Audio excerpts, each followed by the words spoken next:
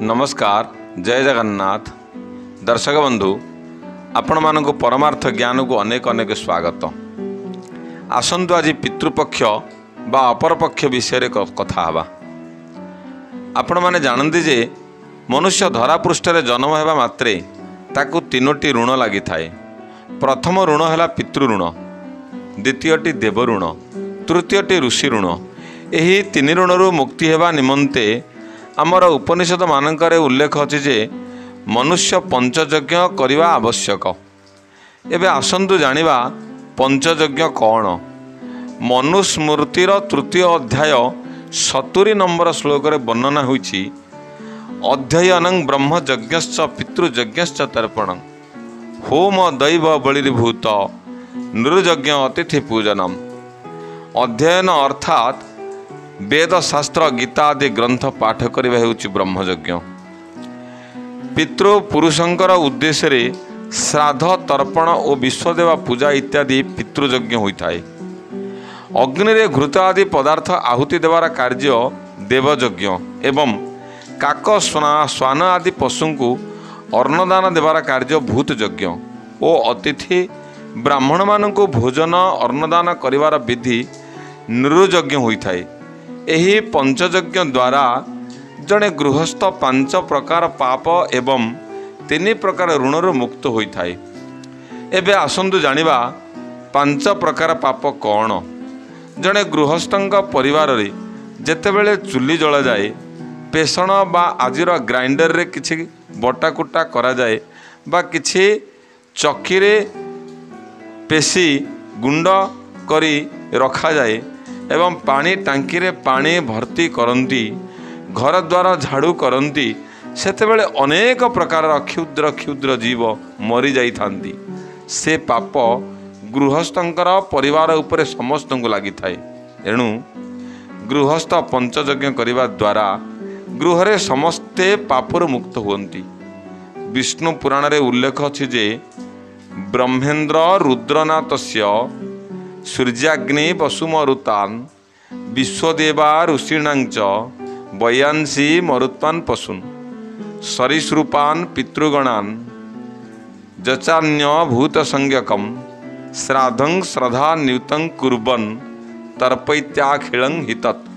अर्थात जो माने श्रद्धायुक्त होई श्राद्ध तर्पण करती ताहार श्राद्ध तर्पण रे पितृगण परम तृप्त हेवा संगे संगे ब्रह्मा इंद्र रुद्र एवं 2 अश्विनी कुमार सूर्य अग्नि अष्टवसु वायु विश्वदेवा सकल ऋषि सनकादि सप्त मनुष्य पशुपक्षी सरीसृप समस्ते तृप्त होइथांती।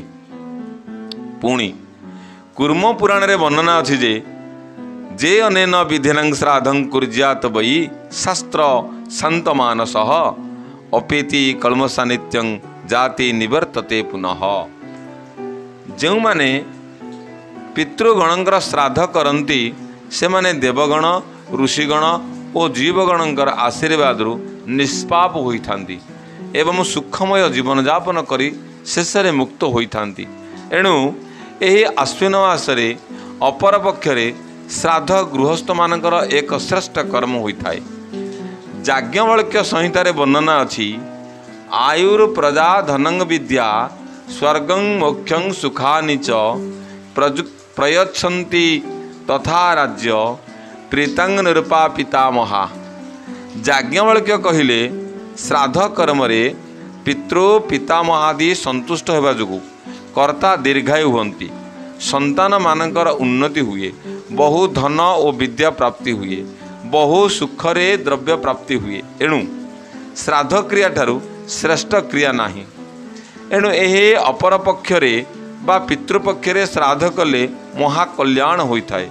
तेणु बंधुगण श्राद्धरे एहीपरि महिमा महान महिमा थिबा जोगु ज्ञानी माने केबे श्राद्ध कर्म रे अवहेला करंती नाही। गया बा ब्रह्मकपाली रे पितृश्राद्ध करिथिले मध्य स्वगृह रे निजे जीवित थिबा पर्यंत पितृमातृ श्राद्ध यथा विधि रे करिबा उचित। जेते असुविधा अभाव थिले मध्य श्राद्ध परि श्रेयस्कर कर्म कदापि त्याग करने उचित नुह।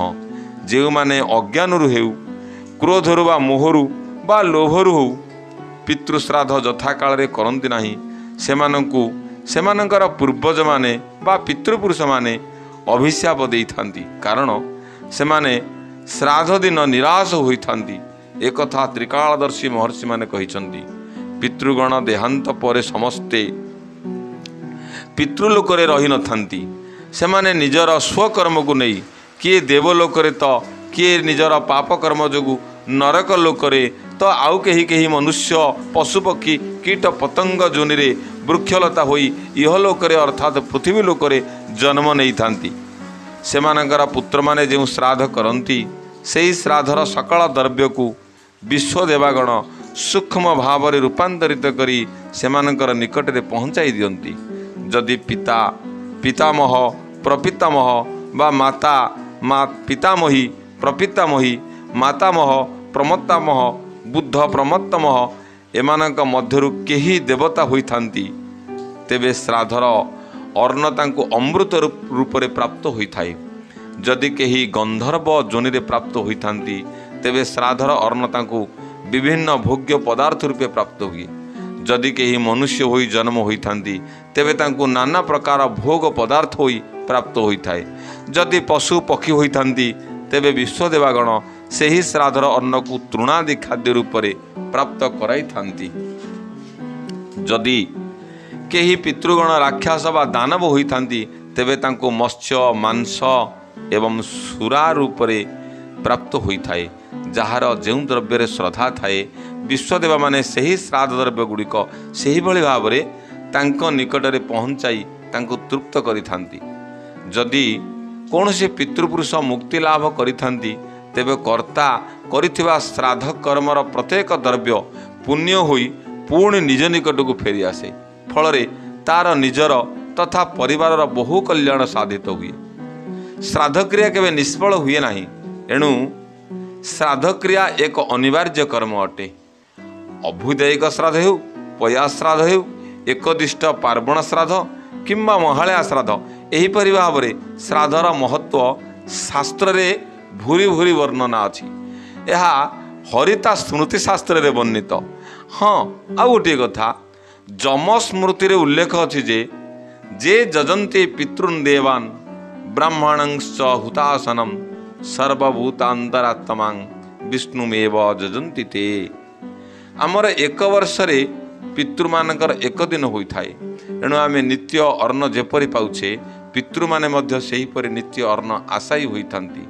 जो माने पितृगण को देवगण को ब्राह्मण मान को अग्नि को पूजा करती से माने सर्वभूतरे अंतरात्मा विष्णु को ही पूजा करिथांती। एणु श्राद्धरे पितृ ब्राह्मण अग्नि अतिथिंकर पूजा हेउथिबारु एही श्राद्ध कर्म विष्णुंकर यज्ञ कर्म अटे। यही हेतुरु जो माने श्रद्धा सहकारे श्राद्ध करती से माने निजर पितृ मात्र को तृप्त करने संगे संगे विष्णु मध्य संतोष होइथांती एवं से माने उत्तम गति प्राप्त होइथांती। आउ जो माने श्राद्ध करने को विमुख होइथांती बा श्राद्ध करती नहीं से माने एही उत्तम गतिर विच्युत होई नीच जोनि रे जन्म होइथांती। एणु बंधुगण पितृ मातृ श्राद्ध काल रे कहा प्रति क्रोध न करी भक्ति भाव रे प्रेम सहकारे विश्वास और निष्ठा रखी श्राद्ध करने उचित।